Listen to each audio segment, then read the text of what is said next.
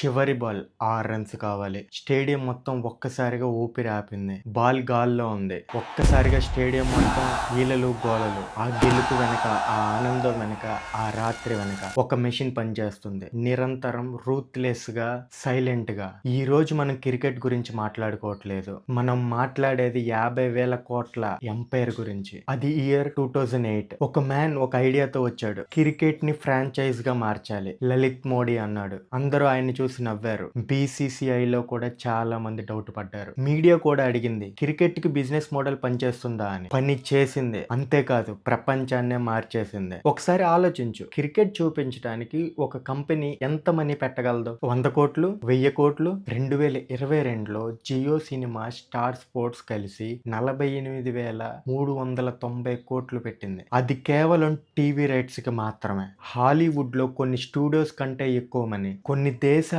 Annual budget కంటే ఎక్కువ. ఒక్క క్రికెట్ లీగ్ కి ఎందుకు ఇంత మనీ? ఎందుకంటే అటెన్షన్ అనే కమోడిటీ ప్రపంచంలోనే అన్నిటికంటే ఎక్స్పెన్సివ్. ఐపీఎల్ దగ్గర ఉన్నది 1.1 బిలియన్ కళ్ళు. ఒక్క మ్యాచ్ 3 నుంచి 4 గంటలు. Captive, emotional, hooked audience. 10 సెకండ్ల యాడ్ 10 నుంచి 15 లక్షలు. ఒక్క మ్యాచ్ లో వందల కొద్ది యాడ్స్. అలా 70కి పైగా మ్యాచెస్. మీరే ఊహించుకోండి ఎంత మనీ జనరేట్ అవుతుందో. ఇప్పుడు అర్థమైందా?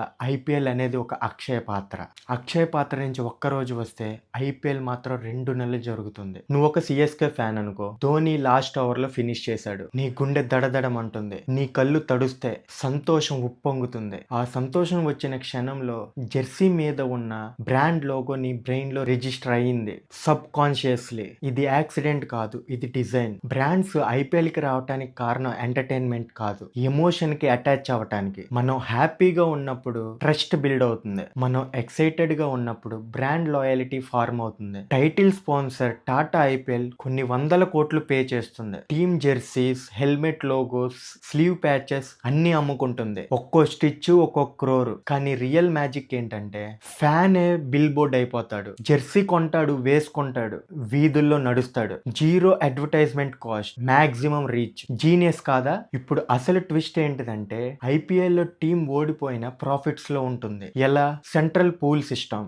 మీడియా రైట్స్, స్పాన్సర్షిప్స్, అన్ని రెవెన్యూస్ ఒకే కామన్ పూల్ లోకి వస్తాయి. అక్కడ నుండి 50% షేర్ బీసీసీఐ తీసుకుంటుంది. అన్ని టీమ్స్ కలిసి 45% షేర్ ని పంచుకుంటాయి. మిగతాది ఆపరేషన్స్ కి, అంటే ప్రైజ్ మనీ. అంటే నీ టీం పాయింట్స్ టేబుల్ లో బాటమ్ లో ఉన్నా సరే కొన్ని 100 కోట్లు వస్తాయి. ఇది క్రికెట్ కాదు, ఇది ప్రైవేట్ ఈక్విటీ. లో risk, high returns, mass audience guarantee. అందుకే కేకేఆర్ ని షారుఖ్ ఖాన్ లాంటి సూపర్ స్టార్ కొన్నాడు. అందుకే రీసెంట్ గా ఆర్సీబీని బిర్లా లాంటి పెద్ద కంపెనీ కొనింది. అందుకే ఇప్పుడు IPL team valuations thousands of crore దాటేశాయి. ఇది స్పోర్ట్స్ కాదు, అసెట్ క్లాస్. ఒక్కసారి ఆగు. లాస్ట్ ఓవర్ టెన్షన్ ఫీల్ అవుతాం, అది రియల్. ధోని మీద ఉన్న లవ్ ఫీల్ అవుతాం, అది రియల్. ఆ ఎమోషన్, ఆ ఎడిక్షన్, ఆ ఒక్క మ్యాచ్ చూస్తా అనే ఫీలింగ్, ఇది ఇంజనీర్ చేయబడింది. క్లోజ్ ఫినిషెస్ కోఇన్సిడెన్స్ కాదు, ఫార్మేట్ డిజైన్. స్టార్ ప్లేయర్స్ ఏమీ లక్ కాదు, brand investment. Last ball drama natural కాదు, డోపమైన్ ఆర్కిటెక్చర్. ఐపీఎల్ అనేది క్రికెట్ మ్యాచ్ మాత్రమే కాదు.